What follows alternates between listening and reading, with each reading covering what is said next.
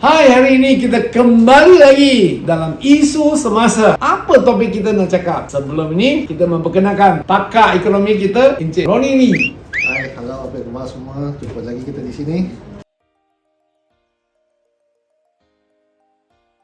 Ya, topik hari ini ialah kenapa RM ringgit Malaysia meningkat US turun dan turun. Kenapa? Kalau dibandingkan sebelum pilihan raya November adalah sampai meningkat 4.8 RM se-US dollar. Sekarang sudah tinggal 4.23 se-US dollar. Okey, perkara pertama kita kena tahu kadar pertukaran asing ini boleh disebabkan oleh beberapa faktor. Biasanya disebabkan oleh kenaikan interest rate, maksudnya kadar faedah ataupun OPR. Tetapi dalam kebelakang 4 bulan ini, kadar interest dan kadar faedah ada sama. Tetapi ringgit Malaysia mengukuh dengan kuat terhadap US dollar disebabkan oleh keyakinan pelabur asing terhadap kerajaan yang baru ditubuhkan di Malaysia, di mana dipimpini oleh Datuk Seri Anwar Ibrahim.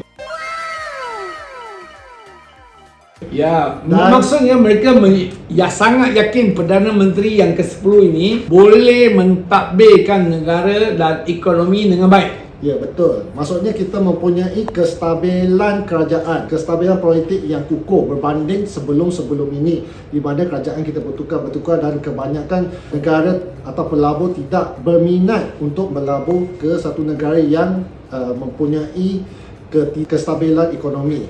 So kalau pelabur dia sangat takut kalau kerajaan bertukar ganti seperti seketika lalu Thailand kan 1 tahun mungkin boleh tukar 2 atau 3 kali. So ia akan menyebabkan mereka punya ekonomi jatuh dan pelabur akan takut. So maksudnya kalau boleh kita doakan kali ini Perdana Menteri dan tim kementerian semua jangan sesuka hati tukar-tukar supaya tidak fobiakan oleh pelabur asing. Betul tak? Betul. Ini adalah salah satu faktornya lah.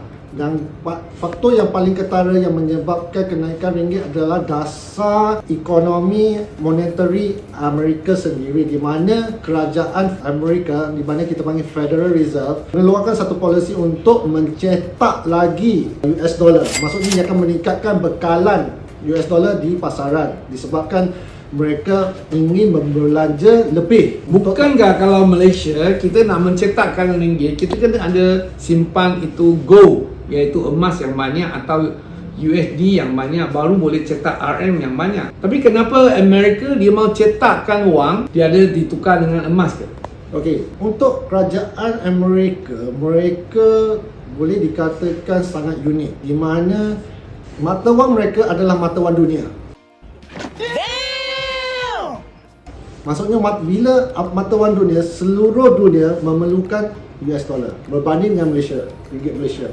Bagi mereka boleh suka-suka print, tetapi apabila duit US dollar ditinggalkan, maksudnya banyak negara boycott US dollar, tak mau guna US dollar sebagai international currency, dan ini akan menyebabkan keruntuhan Amerika Syarikat sendiri. Maksudnya keruntuhan ekonomi dan mata wang mereka sendiri, sebab mereka tidak mempunyai cukup emas untuk reserve untuk menstabilkan antara reserve dia dengan pencatakan US dollar. Betul. So ini sebenarnya saya dah mendengar banyak pakar ekonomi di dunia lah, di Europe lah, dia menceritakan, kata 2 tahun lepas masa MCO punya time, masa COVID punya time, mereka keep on nak memberi wang kepada orang yang menganggur kan. Betul. Tapi sampai setakat ini US dollar sudah bilion sudah dicatatkan sepanjang MCO sampai sekarang. Tapi tak nampak US dollar jatuh.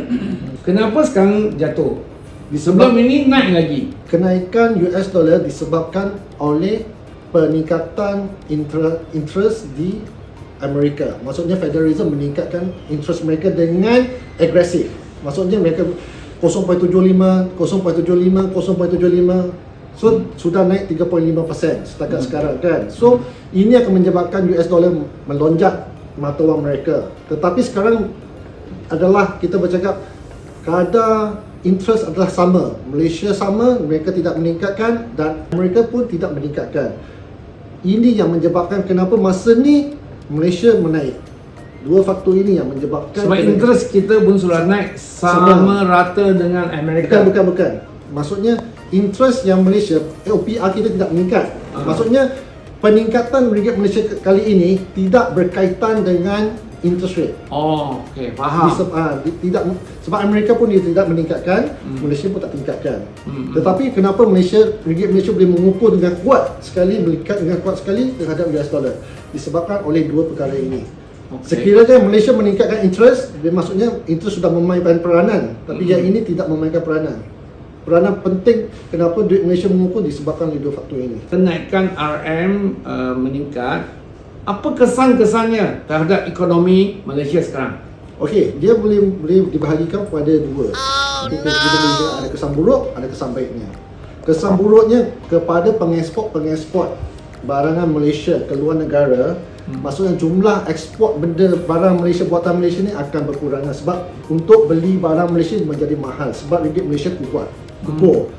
Okey, bagi yang baiknya, maksudnya kita sebagai pengguna, bila kita beli barang daripada barang import, kita beli barang itu dengan murah. Maksudnya kadar inflasi di Malaysia boleh dikawal. Sebab kadar pertukaran asing tu kita beli sudah murah sebab duit kita kuat. Kita beli dulu, kita kena nak beli satu biji telur tu 40 sen kalau kita beli daripada India. Tapi sekarang duit Malaysia sudah kuat, dia mungkin jadi 35 sen. Kita tak perlu gunakan 40 sen untuk membeli satu telur. Sebagai contohnya. So ada baik, ada dengan tak baik. Maksudnya KDNK kita mungkin akan berkurangan sikit berbanding dengan kalau ringgit Malaysia sangat murah. So kalau tengok dari segi angka itu ada logiknya, dia punya kelebihan lebih baik dari untuk rakyat jelata Malaysia lah. Tapi sementara kita jarang dengar itu ekonomi kita punya duit dalam waktu yang terdekat ini menonjak. Ada dengar keturunan perbelanjaan makanan-makanan yang ada turun. Sebab biasanya kita naik tak ada turun. Dia sudah naik, dia takkan turun. Selama kita hidup di sini, jarang dengar kata sekarang nasi lemak sudah turun balik ke RM1.50. Dah naik RM2.50, RM2.50 lah let's say. So maksudnya peniaga akan untung lebih lah. Betul. Tapi rakyat jelata still membelanjakan duit yang sama harga sebelum ringgit Malaysia naik. Dia pun belanja, sudah meningkat inflasi dia kan. So saya harap kerajaan kena tindakan-tindakan yang sewajarnya supayanya kalau RM sudah meningkat, menandakan raw material yang import sudah murah. Termasuk beras pun murah kalau import kan. Telur pun kalau import murah. Akan ada dengan ayam import kan. Ayam import pun murah kan. Patutnya raw material dah murah. So perbelanjaan yang mana-mana peniaga pun bolehlah turun 10% ke 15% ke dari segi makanan, dari segi perbelanjaan harian kepada rakyat Malaysia supaya mereka boleh dapat menikmati RM kenaikannya. Harap ini boleh ambil titik berat oleh pihak kerajaan. So itu saja hari ini kita perbincangan isu semasa. Sekian, terima kasih. Kita jumpa lagi masa depan.